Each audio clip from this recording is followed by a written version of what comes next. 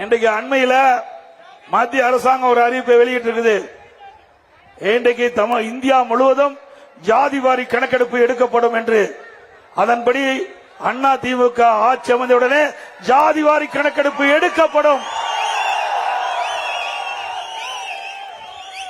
அதேபோல திமுக ஆட்சிக்கு வந்த பிறகு மின் கட்டணம் 52% உயர்த்தப்பட்டு விட்டது.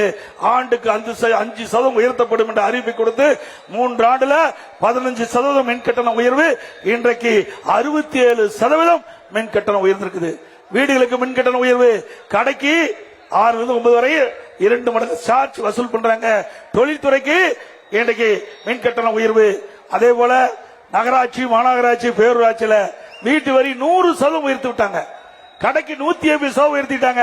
ஆண்டுக்கு 6% இந்த வரி உயர்த்தப்படும் என்று அறிவிக்கப்பட்டு இப்ப 12% உயர்த்தப்பட்டு விட்டாங்க. அதோட குடிய வரி உயர்த்தப்பட்டு விட்டது. குப்பைக்கு வரி போட்டுட்டாங்க. இப்படி வரி போட்ட அரசாங்கம் தொடர வேண்டுமா? இன்றைக்கு உணவுப் பொருள் வெண்ணெய் முட்டையிட்ட அளவுக்கு உயர்ந்து போச்சு. அதை கட்டுப்படுத்த இந்த அரசால முடியல. இந்த அரசுக்கு திரையாணி இல்ல, தெம்பு இல்ல. இன்றைக்கு ஏழை மக்கள் பாதிக்கிறாங்க. அதை பத்தி கவலை இல்ல. குடும்ப உறுப்பினர் ஆட்சி அதிகாரத்துக்கு வேண்டும், கட்சியில உயர்ந்த பதவி வேண்டும் அப்படின்னு தான் முதலமைச்சர் நினைக்கிறார். இப்படிப்பட்ட முதலமைச்சர் தேவையா? அரிசி விலை உயர்ந்தாச்சு, எண்ணெய் விலை உயர்ந்தாச்சு, பருப்பு விலை உயர்ந்தாச்சு. வேலை கிடைக்கல, வருமானம் குறைஞ்சி, செலவு அதிகரிப்பு, மக்கள் திண்டாடுகிறார்கள். அப்படிப்பட்ட ஒரு சூழ்நிலையில் கூட இந்த அரசாங்கம் விழித்துக் கொண்டு மக்களுடைய தேவைகளை பூர்த்தி செய்யாத அரசாங்கம் விடியா திமுக அரசாங்கம் என்பதை நேரத்தில் தெரிவித்து, இன்றைக்கு இந்த ஆட்சி ஒரு விளம்பர ஆட்சி. தினந்தோறும் விளம்பரம் வந்துகிட்டே இருக்கும். வராத நாளே இல்ல. போட்டோ ஷூட் அப்படியே வருவார் முதலமைச்சர். போட்டோ ஷூட் அப்படியே பத்திரிகையில வரும், தொலைக்காட்சியில் வரும். அன்னையோட முடிஞ்சு போச்சு. ஒரு அறிவிப்பு வெளியிடுவாரு, அதுக்கு ஒரு பேர் வைப்பாரு, அதோட முடிஞ்சு போச்சு.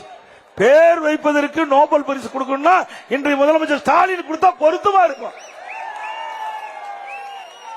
யாருடைய பணம் விளம்பரமோ? உங்களுடைய வரி பணம். ஒரு நாளைக்கு 4 கோடிங்க. பத்திரிகைக்கும் ஊடகத்துக்கும் விளம்பரம் செலவு மட்டும் 4 கோடி. இப்படி அரசாங்க வரி பணத்தை ஊதாரித்தனமாக தங்களுடைய விளம்பரத்திற்காக பயன்படுத்திக்கிட்ட அரசு தேவையா? அதோட இன்றைக்கு அதிமுக தேர்தல் அறிக்கையில நிறைய அறிவிப்புகளை கொடுத்திருக்கிறோம். இன்றைக்கு வரி உயர்வு, விலைவாசி உயர்வு, இதனால் மக்கள் பாதிப்புக்குள்ளா இருக்கிறாங்க. இந்த பாதிப்பிலிருந்து அவர்களை மீட்டெடுக்க வேண்டும் என்ற அடிப்படையில் ஒவ்வொரு குடும்ப அட்டைக்கும் அதிமுக ஆட்சி மனதுடனே 10,000 ரூபாய் அவர் வங்கி கணக்கிலே செலுத்தப்படும். மாதந்தோறும் இப்பொழுது 1000 ரூபாய் குடும்ப தலைவிக்கு வழங்கிக்கிட்டு வருவதை 2000 ரூபாயாக மாதந்தோறும் வங்கி கணக்கிலே செலுத்தப்படும். அதுபோல எல்லா குடும்பத்திற்கும் ஃப்ரிட்ஜ் விலை இல்லாமல் வழங்கப்படும். ஃப்ரிட்ஜ் விலை இல்லாமல் வழங்கப்படும். அதே போல வேலைக்கு செல்லும் பெண்களுக்கு 5 லட்சம் பேருக்கு அம்மா இருசக்கர வாகனம் வழங்கப்படும். ஒவ்வொரு அம்மா இருசக்கர வாகனம் வாங்குவதற்கு 25,000 மானியம் வழங்கப்படும். இன்றைக்கு குடும்ப அட்டைதாரருக்கு வருடத்திற்கு 3 கேஸ் சிலிண்டர் விலையில்லாமல் வழங்கப்படும். ஒவ்வொரு தைப்பொங்கல் என்றும் தைப்பொங்கல் தொகுப்பு கொடுக்கிறோம். அதோட ஒவ்வொரு குடும்ப அட்டைக்கும் 1000 ரூபாய் வழங்கப்படும். தீபாவளி என்று பெண்களுக்கும் தாய்மார்களுக்கும் அற்புதமான பட்டுப்புடவை வழங்கப்படும். இன்றைய தினம் நகர பேருந்துல பெண்களுக்கு தான் கட்டணம் மூலம் பயணம் பண்றாங்க. அண்ணா திமுக ஆட்சி பண்ண உடனே நகர பேருந்துல ஆண்களும் கட்டணம் இல்லாமல் பயணம் செய்யலாம். இன்றைக்கு ரேஷன் கடையில விலையில அரிசி கொடுக்கிறோம். இந்த அரிசி அண்ணா திமுக ஆட்சி பண்ண உடனே கடையில வாங்குற அரிசி மாதிரி நம்முடைய ரேஷன் கடையில வழங்கப்படும்.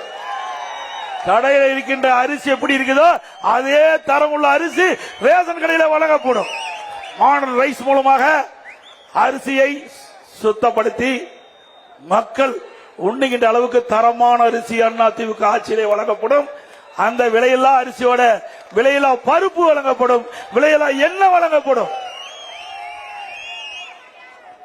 அதோட அம்மா இல்லம் திட்டம், ஏழைகள் வீடு இல்லாமல் இருக்கின்ற அனைத்து ஏழைகளுக்கும் அற்புதமான காங்கிரஸ் வீடு கட்டி கொடுக்கப்படும். பட்டியலின மக்கள், ஆதிராள மக்கள், அழுதுகிற மக்கள், அவர்கள் குடும்பத்தில் திருமணமாகி தடி குடும்பம் போய்கின்ற பொழுது அவளுக்கு அரசாங்கமே தனி இடம் வாங்கி அற்புதமான காங்கிரஸ் வீடு அந்த பட்டியலின மக்களுக்கு கட்டி கொடுக்கப்படும். அதோட நம்முடைய முதியோர்களுக்கு வழங்கப்படுகின்ற அந்த ஓய்வூதியம் 2000 உயர்த்தி வழங்கப்படும். இன்றைக்கு அதே போல பட்டப்படிப்பு படித்த மாணவர்கள், இளைஞர்கள் வேலைவாய்ப்பு அலுவலகத்தில் பதிவு செய்யப்பட்டு பணி கிடைக்காமல் இருக்கின்றவர்களுக்கு மாதந்தோறும் 2000 ரூபாய் வழங்கப்படும். பிளஸ் 2 வரை 1000 ரூபாய் வழங்கப்படும். இன்றைக்கு ஆட்டோ ஓட்டுநர்கள் அந்த ஆட்டோ ஓட்டுநர் சங்கத்திலே பதிவு செய்திருந்தா அந்த பதிவு செய்யப்பட்ட ஆட்டோ ஓட்டுநர்கள் புதிதாக ஆட்டோ வாங்கினா 75,000 ரூபாய் மானியம் வழங்கப்படும். ஆட்டோ வாங்க. அதுபோல கட்டிட தொழிலாளர்கள் கட்டிட பணியில் ஈடுபட்டுக் கொண்டிருக்கும் பொழுது எதிர்பாராத விதமாக அவர்கள் உயிரிழக்க நேரிட்டால் அந்த குடும்பத்திற்கு 25 லட்சம் ரூபாய் நிவாரணம் வழங்கப்படும். ஆக அதிமுக ஆட்சி வந்தவர். அதே போல அதிமுக ஆட்சி வளர்ந்தவுடனே விவசாயிகள் தொடக்க வேளாண் கூட்டுறவு சங்கத்திலே வாங்கிய பயிர்க்கடன் தள்ளுபடி செய்யப்படும்.